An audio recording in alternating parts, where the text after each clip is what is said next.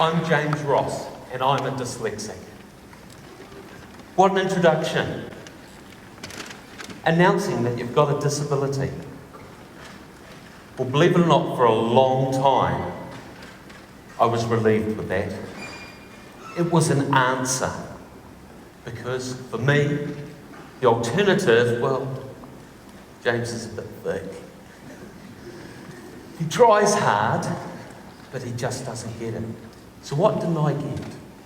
I was one of those kids who, for try as they might, could not improve their reading and writing.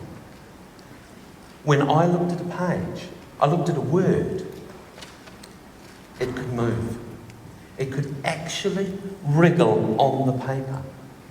I had a technique of putting my finger on it so it would stay put as I read, until someone laughed at me.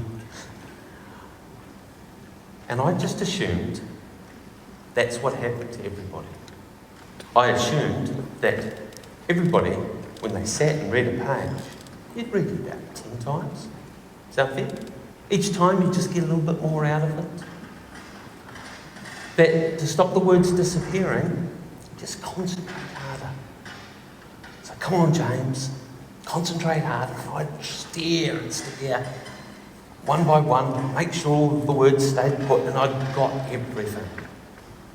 At the end of the sentence, I was exhausted. The kids next to me seemed to fly through. So I just assumed they were a bit brighter and I was a bit thick, and I really had to play that down. I found ways to cope. Little James at school had to invent strategies. Unbeknown to me, I had a gift. But at that time, the only thing I was concerned about was not facing humiliation. When it's time to stand up and read to the class, my hands shook and my heart raced because I knew exactly what was going to happen. Those words were going to play tricks on me. But I had a strategy. My wonderful teacher, she had buttons, little hot buttons. And if I pressed one of those, I'd be rewarded with rubbish duty.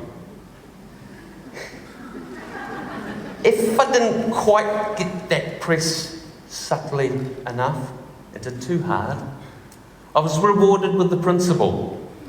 And in the 1970s, that meant the strap, 6 the best.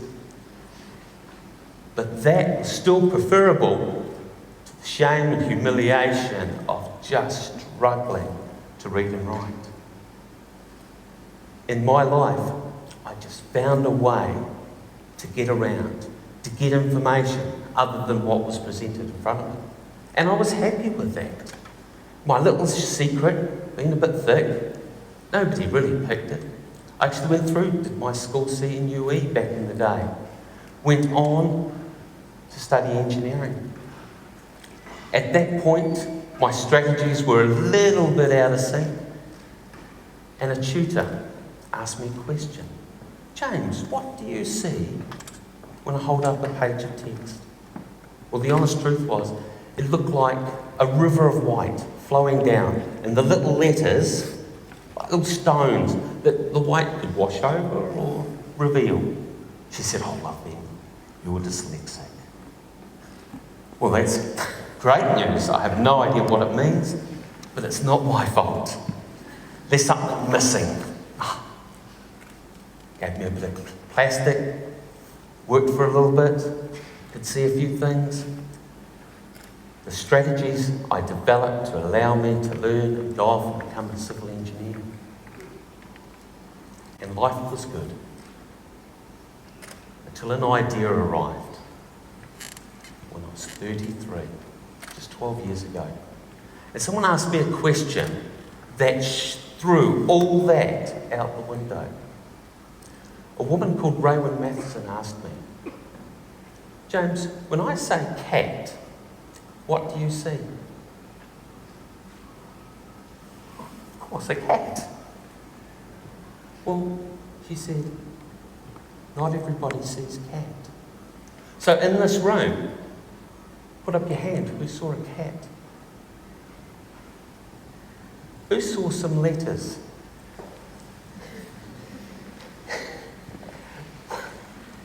Letters? You've got to be kidding me. She said, James, you're a visual thinker. You think in pictures. Hold on here. Letters? You've got to be kidding me. She said, no, there are word thinkers and there are picture thinkers. How does this work? She said, there was a gentleman called Ron Davis in the early 80s, and he did something remarkable. Being a dyslexic and an artist, he asked a question. Why do you get a lot of dyslexics and creatives together? Why does art and dyslexia go hand in glove? And then, being an artist and a dyslexic and an engineer, he then did a test. And in his test, he just said, can I change things? And what he did was, he looked at the words from different ways, as he was as an artist. And what he found was his dyslexia got worse. Being an engineer, he knew that if something structurally had failed, it can't get worse. It's broke is broke. It can't actually deteriorate more. So if it can get worse, it can get better. His work discovered techniques for teaching dyslexics. Now, I thought, hold on, this is pretty out there. It cannot be that simple. So, 12-year search of research to understanding. First thing, I had to find out about you folks who see the CAT. Turns out 20% of the population are verbal thinkers, word thinkers. Roughly 45% of the population are a mix of verbal and non-verbal. And the remaining 35 picture thinkers. And right at the end of those picture thinkers are the extreme picture thinkers, and they're our dyslexic brethren. So what's this about picture thinking? Can I turn it off? If I can address my dyslexia, can I turn off my picture thinking? And the reality is, since day dot, I've always thought in 3D. When I saw a tree, or someone mentioned tree, I actually saw a tree. A tree that was real life, with leaves, 3D living. When I told my boss, a woman boss, that I had gone to the doctor, she said to me, oh, I've just been to the gynecologist. I was in that room, trying to look away. I don't want to see. The reality is, it was instantaneous. You are a picture thinker always. But not always a dyslexic. So how does it work? Have a look at language. Text. Good old text, if you can envision, like I can, an A on my palm, it's two-dimensional. So when I was little, and I was confronted with this A, and someone attached a sound to it, my mind wanted to do something. Like Moggy, the cat. I wanted to look at it completely. Yeah, there's a cat, I want to know a cat. My mind looks at it from all angles, and that's how you solve problems in the world. Well, A, when it looks one way, it works. On top, underneath, behind, around. No function. It's a nonsense. So when my little brain was trying to, as a child, to understand the text in front of me, what was my mind doing? Solving problems, looking at it from all angles. And the more confused I got, the harder it's tried to look. Because looking at things from all angles is how you solve problems. And then the letters spun, and the words twisted, disappeared, and vanished. run a test with you.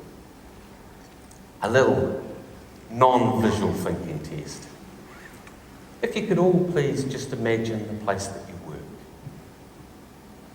Are you inside it or outside? Or how about your home? If you could imagine your home, are you inside your home, outside your home?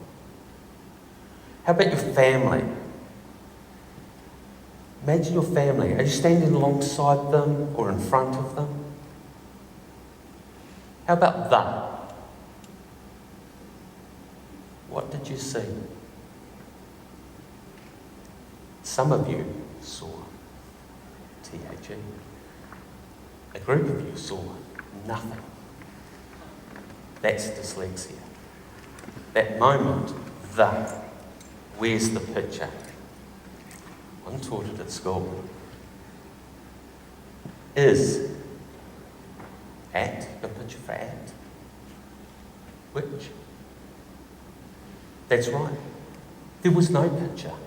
And yet these simple little words form 80% of any body of text. When I slow down how I think, it's like a movie. And these words are that blank. And I can rearrange them to try and add context, but these words had no substance. So what Ron Davis discovered, let's approach it like an artist. Let's approach this problem like a visual thinker. So he took the word "the" and he modelled it in clay. Well, that's child's play, isn't it? In clay. THE. And then he took a definition. The as an introduction. And modelled what that meant for him, as an artist would. The, an introduction. Here's what happened. His dyslexia for that word had gone. Forever and a day, this word had substance. He soon discovered there were 217 of them. And each one by one. And so what happened? When you read, there was images, understanding. Well, I followed that process and it shook me. The first day I read a page once, and I have to say, I'm a bit ticked off. For all of you who've been reading the page once all these years, no wonder you were sitting so smug beside me. It's blooming easy. The power of language, just extraordinary. And it leapt up to me. But unfortunately, that little feeling of not knowing what these words are supposed to mean, someone saying, let's sound that out. When they analyse the brains of dyslexic visual people, asking them to sound it out, at the part of the centre where verbal thinkers light up, there was no activity.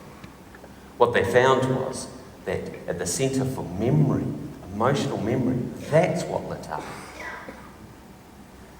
Trying to solve that problem, you just try and grab connections. Because as a visual thinker, you think about patterns and how things relate. So THE, what could that sound like? What could that be like? And so you pull in information, and one day you'll get it right, and the next day the connections are wrong.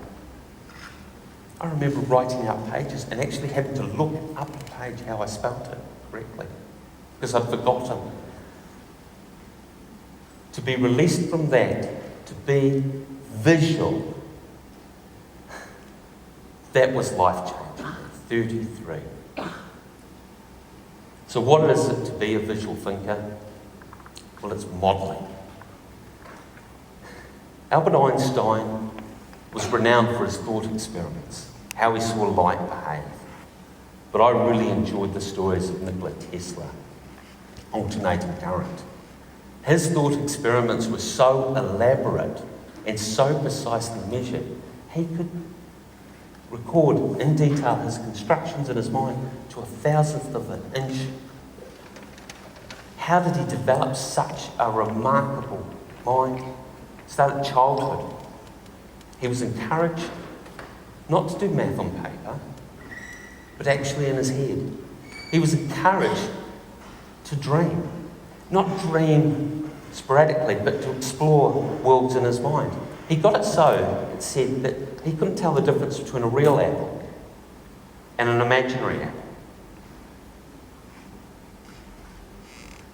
My childhood experience meant that through calibration I could tell to a thousandth of an inch the tolerance of my teacher for the principal.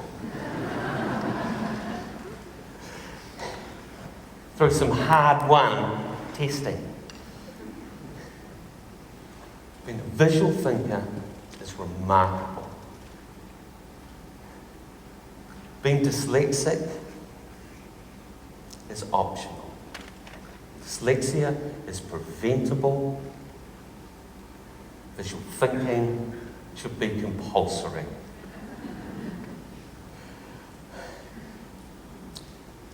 Today, I'm proud to say I am James Ross, a visual thinker. CAT, cat. What do you see?